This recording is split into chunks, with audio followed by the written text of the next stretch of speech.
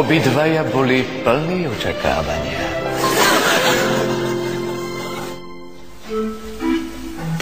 Čau. Čau. Nepotýkame si? Môžeme. Ja som nejaký Florián, ale kamarádi mi hovoria Keket. Pekné. Ja som nejaká Nataša Geržová. Teší ma. Velice pekné meno, že Geržová. Som výsadkár. V armáde? Ne, vysádzam zemáky. Vysádzal som. Teraz som na voľnej nohe. A ty čo robíš? Dojka.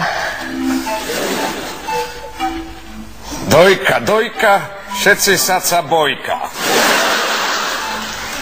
No.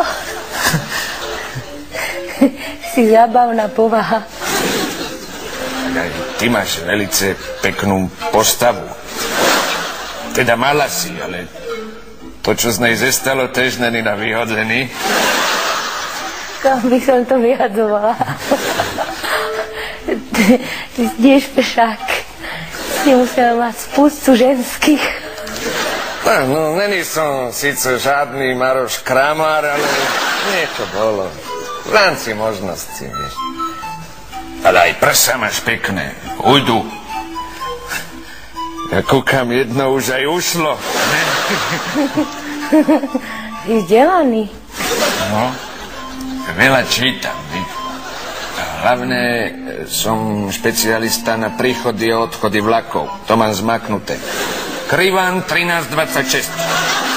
Ale chodzi až 27, vieš, meška.